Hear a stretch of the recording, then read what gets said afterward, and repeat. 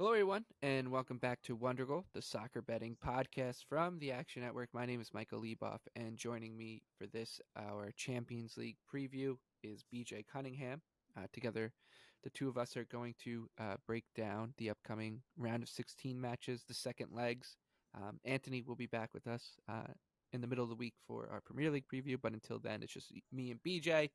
But before we get to the four matches, 2 on Tuesday and 2 on Wednesday, a reminder that Wondergoal is presented to you by Bet365, and Bet365 doesn't do ordinary. That's why you get more boosts with them than anybody else.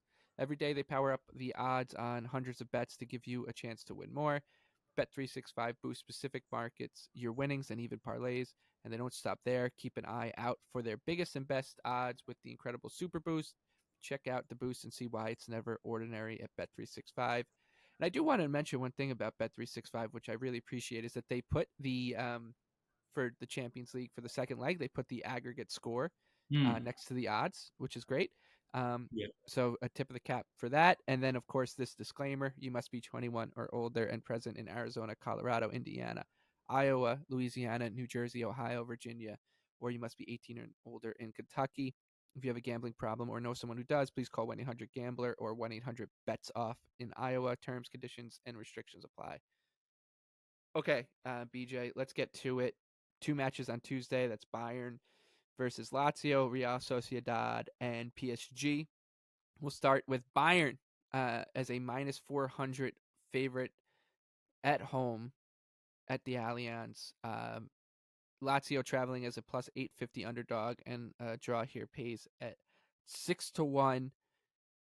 The score line going back to Germany is 1-0 for Lazio. The last time we spoke about this fixture, Anthony, I can't remember about you, but there was a bit of momentum to bet on Bayern, and the credo was, it might just be fun to bet on this team for once. And then what happened? So we laid it with Bayern. It didn't work out, and now you want to go the other way. I'm about to do something that I've never done on this podcast in the last 3 years that we've been doing it. I'm about to bet on Latzio. I've been fading these frauds for so long because they've generally been overvalued by the market. They've outperformed their expected goals. But I think Bayern's broken right now, quite frankly. They were not that great against Freiburg on Friday. They were not good in this return leg. And quite frankly, even when they won 2-1 against Leipzig, they weren't that great either. And what it comes down to is I really question, are they going to be able to break down a Lazio low block that they're just going to sit deep?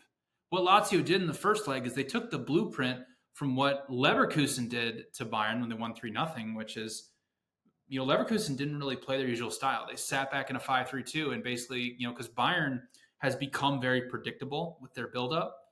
Essentially they said, all right, you can build out slowly, Bayern. You can, get the ball slowly up the pitch, but you're not coming through the middle. And Bayern is too obsessed with playing through the middle. They don't have much imagination in terms of switching the play and trying to play the ball around the block, that they just get kind of stuck. And yes, they'll put up great numbers against lower half the table Bundesliga teams who aren't as good in a low defensive block because they have Harry Kane, they have Musiala, they have Thomas Müller, they have all these great players. But in the first leg against Latzio had a passes per defensive action of 41. They did not even try and press Bayern.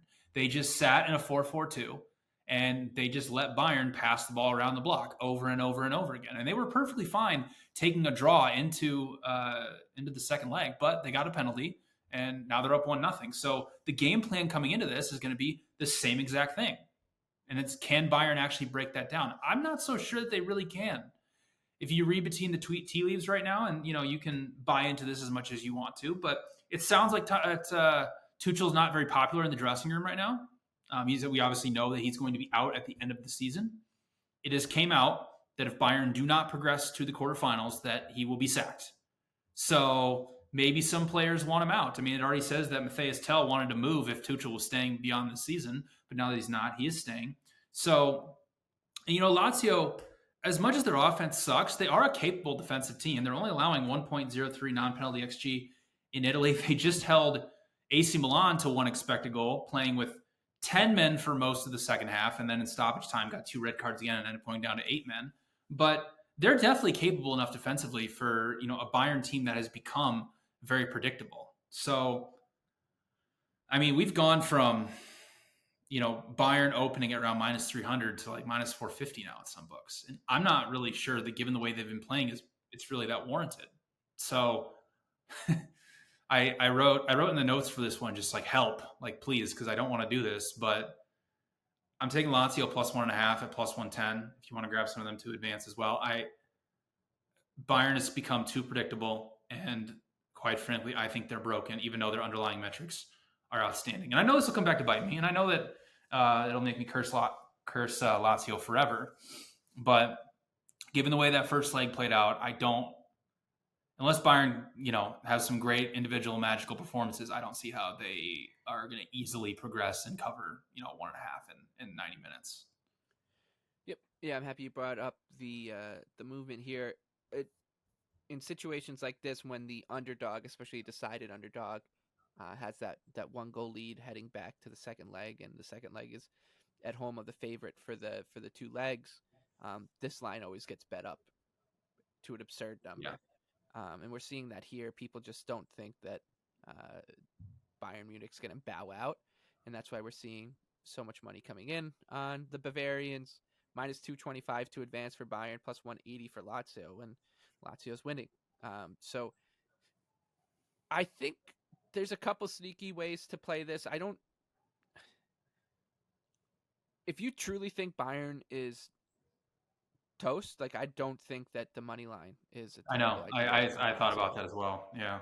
Because it could be just one of those situations where they throw everything they can at Latzio. Latzio just hangs on for dear life for the first 20, 30 minutes. And if they accomplish that, Bayern gets frustrated. There's one mistake, and Latzio does what they've been doing to you and Anthony for 3 years. Yeah. So I actually don't think that the money line's a bad idea. I could also see a lot of people who are thinking like that, thinking the draw isn't terrible either. Yeah, draw 6-1, and if you want to play, like if you want to just play Lazio like plus a half, so essentially just if you think they're going to play for the draw, but you also want the added protection in case they do win, that's about 3-1 right now, which is kind of low, quite frankly. But there definitely are some ways where you can get a decently big price here on Lazio. Yeah, I think it's Latzio or pass for me. I think the other thing I would say is, if you think Bayern is going to win, I would just back the alts, because just go minus 2.5, go minus, right, yeah. Exactly, because they're not. It'd be very odd if they just grind out. Yeah, don't parlay Bayern minus 275 to advance with anything. Don't lay that number at all. Like if you're gonna do something, just chase, like you said, chase a 2.5 or Bayern exact score, over like 3.5 4-0 something. Yeah. That's how I would do it. So that's Bayern and Lazio. The other match on Tuesday, these are both at 3 p.m. Eastern time. Sociedad is at home welcoming PSG to the Basque country, and unfortunately, they're welcoming PSG with an 0-2 deficit. PSG up 2-0 after the first leg. We all were bullish on Sociedad to advance out of this fixture. We thought they might be the surprise team. We talked about their ceiling to be perhaps the Villarreal, the Monaco from a few years ago, team that gets to the semifinals in surprising fashion. Some cold water thrown on that theory. That said, if I was to bet this match, I would bet Sociedad in some way, whether it's you want to bet the money line or you want to bet them to advance at a big price. They're plus 650 right now. PSG is minus 1,200. That said, I'd rather be spending my time on Tuesday, if I had to pick one of these matches, betting into Latzio than Sociedad, which is not something I thought I would be saying a couple weeks ago. Yeah, I agree. So, Sociedad actually took it to PSG in the first leg. First half, like PSG really struggled playing out their own end. Sociedad's press was working really, really well. And then you just had a moment of magic from Mbappe. And that's just kind of what happens sometimes when you bet PSG. there is this interesting thing going on with PSG right now, and I don't know if it's specific to Ligue 1. I'm sure they'll play him all 90 minutes of the Champions League, but they keep subbing Mbappe off at 45, 60 minutes because Luis Enrique just keeps saying we need to learn how to play without Mbappe, which is kind of weird, quite frankly. It kind of seems like a rash move. But, especially in this match, I really want to play Sociedad really badly, especially this just being a pick 'em. But their form has been so bad in Spain. And it's just gotten to a point where they've almost become unbettable, quite frankly. They had great underlying numbers last year, but now, we're sitting at, we're in the stretch run of the season, and they're at just around a plus 4.5 expected goal differential. That's not even close to the team that we saw last year. And big red flag, they just lost to Sevilla. That's a big red flag for me with how bad Sevilla has been. They've gotten beaten by Villarreal 3-1. It's just not the Sociedad team that we knew last year. And I get they had a great first half of the first leg performance, and I was getting really excited. I was like, man, Sociedad +1's looking great. They might actually win this match given the way how good they've been out of possession against PSG. But they, outside of beating Mallorca on the island, they've won, one of their last 9 matches. This is getting bad right now. So I have to pass. I really do want to bet Sociedad, but the form has been so bad that it's gotten to a point where it's just kind of like you said, I'd rather be watching Latzio and Bayern in this first Tuesday. So it's a pass for me. Okay. Let's move on to Wednesday. I think the headliner here would be Real Madrid and RB Leipzig, but the other match is City and Copenhagen. Madrid will be home with a 1-0 lead after getting ahead in Leipzig a couple weeks ago. Carlo Ancelotti's men are minus 182 on the 3-way line. Leipzig coming back plus 400, and the draw here would play plus 350. If you're looking for 2 advanced lines, it would be Real Madrid at minus 1,000 and Leipzig at plus 600. I think that if you're going to play Leipzig here, there's probably an impetus to play a little bit on, at least sprinkle the 2 advance. Mm-hmm. And I think, if this one is just far from over is basically what I would say. This one is far from over. Yeah. And I think that's what you want to bet into here. Exactly. I thought Real Madrid sucked in the first leg, quite frankly. They just took one moment of magic from Diaz, and that was kind of the difference. But what you saw was Leipzig was playing their patented 4-2-2-2. So they were just wanting to play right through the central part of the pitch. And they were having a lot of success doing that. Because, as we know from what Real Madrid is, they're one of the most unique teams in Europe. And I say that in a sense, obviously they're probably the biggest club in Europe. But they're old school in the fact that they don't really have a tactical plan. And that's not really a bad thing. They kind of just are, it's out of possession. It's all right, let's just play this kind of passive defensive block. There's no in tune, pressing structure or anything like that. But, when you have individual quality like they have, it sometimes it doesn't really matter. And that's not a knock on Ancelotti or anybody at Real Madrid. It's just a different way of playing comparatively to a lot of the elite teams around Europe. But as it pertains to that first meeting, expected goals was even 1.4 to 1.4. And that doesn't count the set piece goal that was inexplicably VAR'd off for some reason. And 5 minutes in, I still don't understand why they called that off. He was definitely onside and they weren't really blocking the goalkeeper, but that's a conversation for another day. But Leipzig was really good out of possession. They had a pass per defensive action of 9.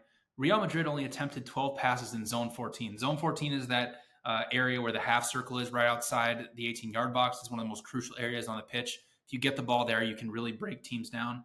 They cut that 8 space off from Real Madrid actually getting in there. Now, with that all being said, Real Madrid's getting healthier. Rudiger and Bellingham will be back for this match. They missed the first leg, so that obviously makes a huge difference in terms of for Real Madrid.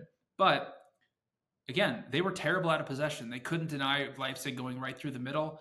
Sesko is finally starting to come on for Leipzig along with Openda, so they have a really good tandem up top in terms of a striking partnership. He missed a huge chance at the end that could have drawn this level going back to Madrid. And I said it in the first leg, and it kind of came true, except it got barred off. But Real Madrid's one of the worst teams in Spain at defending set pieces. Leipzig's already scored 11 goals in the Bundesliga off set pieces. Like, they're a very, very good set piece team. So, yeah, like you said, this is far from over. Like, Leipzig kind of took it to them in the Real Madrid in the first leg, and from a narrative point of view, it doesn't set up great for Leipzig because obviously they have to play aggressively, and Real Madrid can just kind of sit back and play on the counter where they're in transition where they're at their best. But given the fact that Real Madrid have a 1-goal lead and they're laying a goal here, I think that's far, far too much. So I love Leipzig +1 at -105. And like you said, I will be on Leipzig to advance as well at 6-1 because they can take it to Real Madrid again here in the second leg. So I'll be all over Leipzig again. Yep, I'll be there with you. The other game is you're not all that compelling from a betting perspective. It's City and Copenhagen. This one is 3-1 in favor of City after the first leg in Denmark.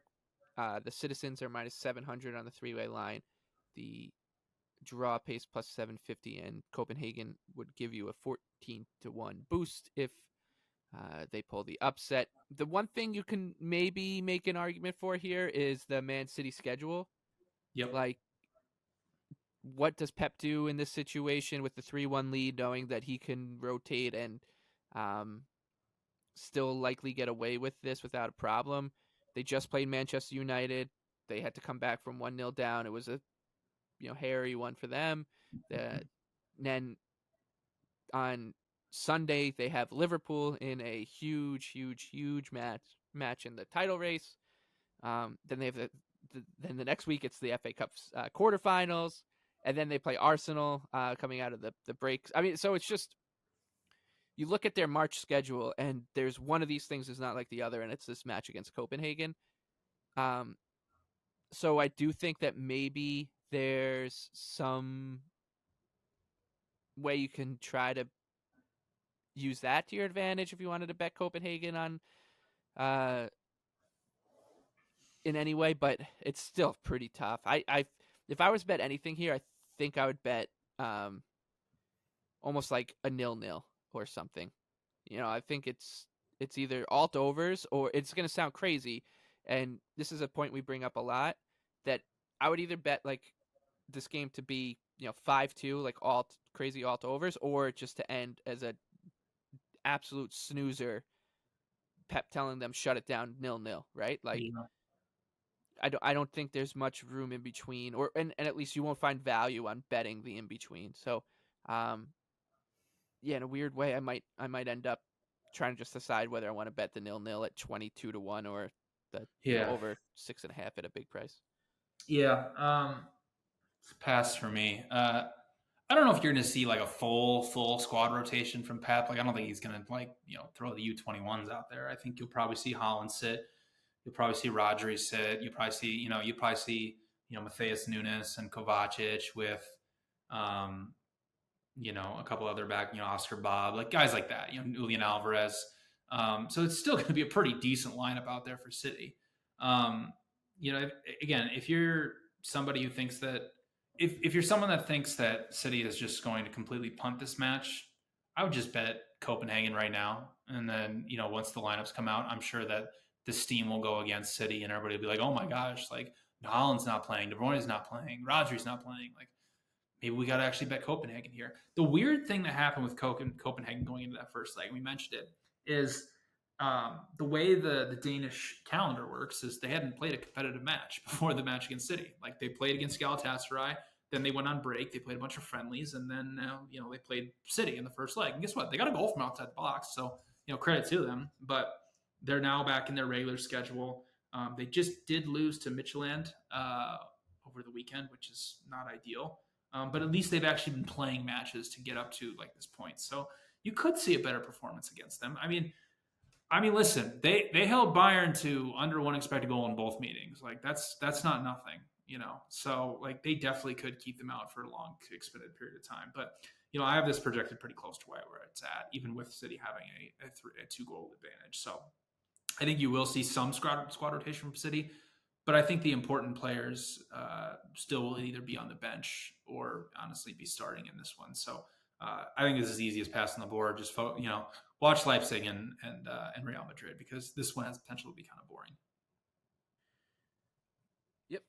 So that's the Champions League until next week. Let's talk a little Europa League. You have a couple of bets you like in the on Thursday. Yeah, so first up, I like Marseille, even money against Villarreal. Marseille under Jean-Louis Gasset has been revitalized. They're just scoring goals for fun at this point. I mean, they just beat Clermont Foot 5-1 over the weekend. They actually look... I mean, this is what happens with Gennaro Gattuso, is that just he's such an intense person that he can just wear on you. And that's just kind of what was happening with Marseille, although they were getting good results.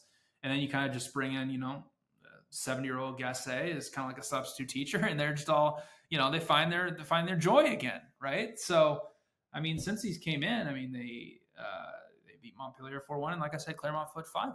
So now they're taking on Villarreal, who we know is the worst defensive team in Spain. I know they got a 5-1 over Granada, who's the second worst team in Spain over the weekend, but again, Marseille should have their way here. The number's way too low. I have Marseille at -140. And I honestly, Michael, I looked at this. I've been looking at this for a long time, and I don't really know what to do, because Liverpool has opened around -150 against Sparta Prague on the road. And I get that they have to play City. I truly get that they have to play City, and they're in an injury crisis. But they're only -115 on the road there. And I get they're probably going to play the U21s, and they might have to. But this is still the Europa League, and they are still the favorites to win this competition. It's so hard, because I'm sitting here saying, I don't think they're going to rest everybody. They might, but they definitely could. But -115. If Liverpool was full strength, I have them at -280. And Liverpool was just -200 on the road, starting the lineup that they did. That was without Darwin Nunez. That was with, Gakpo up top, a very, very barren midfield. And they were still -200 at Forest. I'm going to tell you right now, Forest is way better than the Sparta Prague team. And I watched Sparta Prague play both legs over Galatasaray, and they were impressive on the break. But they play chaos ball. And playing chaos ball with Liverpool is exactly what you do not want to do. So I think I'm going to take Liverpool -115, and I just keep staring at it because I just don't get it. I understand they got to play City. I get that. But they have to play somebody in this match. They can't just roll out the U21s and just pray for, the second leg back at Anfield and say, we'll be fine, because Sparta Prague was really good against Galatasaray, and they can get a multiple goal advantage here if they decide to play the kids. So I don't know. I just keep staring at it, and it's just way too low for me. So I'll be on Liverpool -115. It's probably a dumb move, quite frankly. Now I'm talking through it. I'm like, this is dumb. Why am I doing this? But man, that number is just way too low.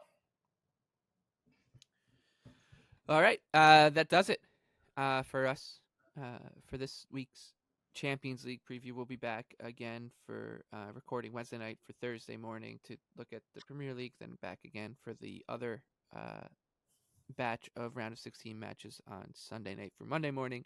So until then, for BJ and myself, good luck with all your bets in the Champions League and Europa League this week. We'll see you next time.